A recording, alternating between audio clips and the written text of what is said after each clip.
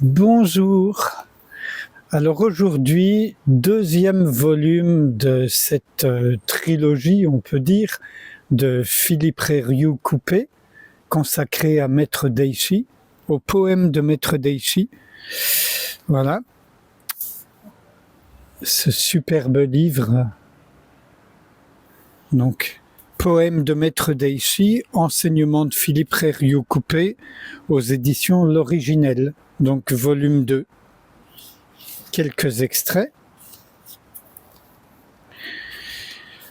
À l'homme recherchant la voie. Cherchant ardemment le siège sous la forêt en Inde, toutes les ambitions personnelles ont déjà été rejetées. Il y a cette pierre de zazen dans la montagne. Si un visiteur vient ici, je briserai la branchette du pin et j'enlèverai la mousse verte de la pierre. Philippe, ce poème est dédié à l'homme recherchant la voie, à l'homme, à la femme, à celui qui cherche le siège sous l'arbre de la Bodhi, dans la forêt, dans le dojo, ici. C'est cela zazen. En effet, Daishi parle de chercher, mais il ne dit pas chercher là-bas. Alors où chercher? Chercher l'arbre de la Bodhi dans la forêt, ici. Cela veut dire faire zazen, ici, maintenant, c'est tout. Cherchant ardemment le siège sous la forêt en Inde, Daishi. Philippe, la forêt en Inde, c'est Bouddha, assis sous l'arbre de la Bodhi, bien sûr. Nous ne cherchons pas le siège là-bas en Inde, mais ici, maintenant, dans la forêt de zazen. C'est-à-dire faire zazen à partir de la source. L'enseignement à partir de la source, ne pas se perdre dans les petits chemins, c'est essentiel. Comment retrouver la source? On n'a qu'à regarder notre pratique, on n'a qu'à lire et étudier ce que disent Deshimaru, Kodo Sawaki, Bodhidharma, et là, on n'a plus de doute. À ce moment, vous avez abandonné la course après les choses. Donc, extrait de Daishi, en marchant d'un pas léger, en fait non, c'est un disciple qui a écrit ce poème et l'a donné à Philippe Coupet. En marchant d'un pas léger, la terre de Bouddha ne colle pas aux oris. Les oris sont les sandales en paille de riz des moines zen. Donc Philippe, c'est cela. Ne pas être attaché par des concepts bouddhiques, ne pas être enchaîné par les cailles, les préceptes, ne pas vouloir obtenir le satori, pas de poids sur les épaules, pas de terre de Bouddha collée aux sandales.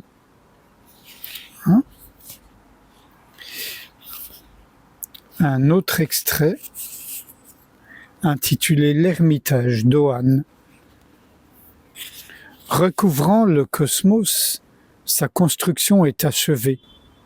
Ils ont vécu ici jusqu'à maintenant, mais ils ne connaissent pas même leur nom. Lui et moi ne pourrions être attrapés par aucune chose. Quand le printemps vient, on peut voir l'herbe verte devant la terrasse. Philippe, dans la vie quotidienne, certains mots et expressions sont tant utilisés qu'ils en deviennent insignifiants. Des mots comme amour, par exemple. Pourtant, dans le langage du zen, les mots, expressions et images qui sont continuellement employés en prennent d'autant plus de sens, comme par exemple ermitage, qui au départ désigne juste une maison en bois. Ermitage en est venu à signifier zazen, ou laisser passer les pensées.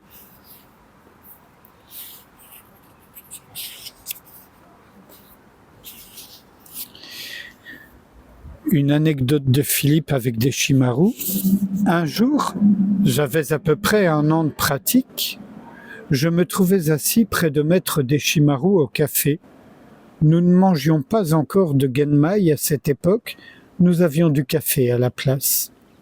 On venait de quitter le dojo et il a dit « À quoi penses-tu » voulant dire par là « À quoi penses-tu pendant zazen » Oh, je pense à ma respiration, je répondis comme un bon garçon qui avait bien appris sa leçon. Mais j'ai été en quelque sorte troublé par ma réponse de bon garçon, alors j'ai questionné maître Deshimaru à une autre occasion. À quoi penses-tu, Sensei? Je ne pense à rien, je pense à partir de la non-pensée.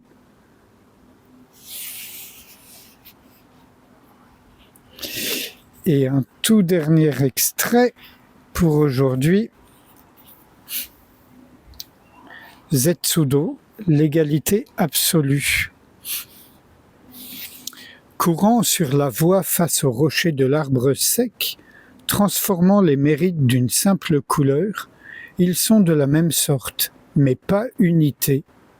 S'ils sont mélangés, on ne peut plus les distinguer.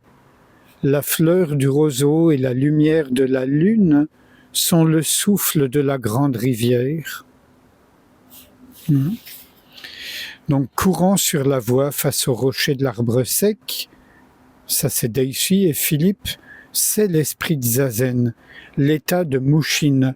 Mu égale non, Shin esprit, c'est le non-esprit. C'est la pensée qui ne crée pas de suite. Maître Deshimaru dit que pendant Zazen, même si l'on pense, cela est Ishiryo, au-delà de la pensée. Même si l'on pense en Zazen, explique-t-il, c'est Mushin, non-esprit. Nous visitons l'état de Mushin.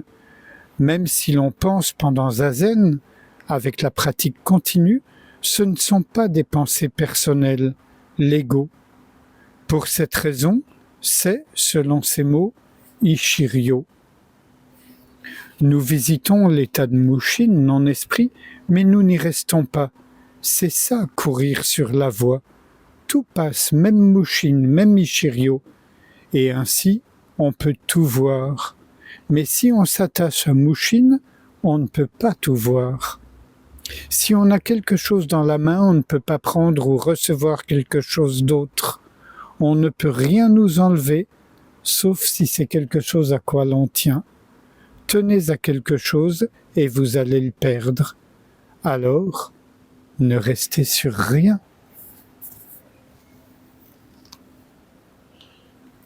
Et sans réfléchir à ce qui vient d'être lu, je vous propose qu'on passe un instant ensemble, précisément dans ce non-esprit, qui dans mon langage, qui n'est peut-être pas celui du Zen, consiste à simplement tout laisser suivre son cours naturel, pensées, sensations, etc., sans s'y impliquer, sans y réagir.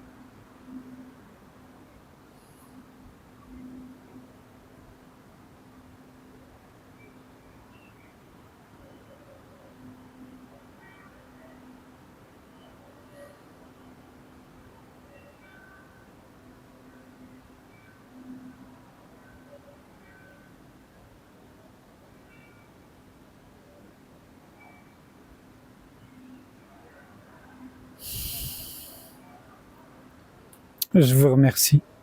À bientôt.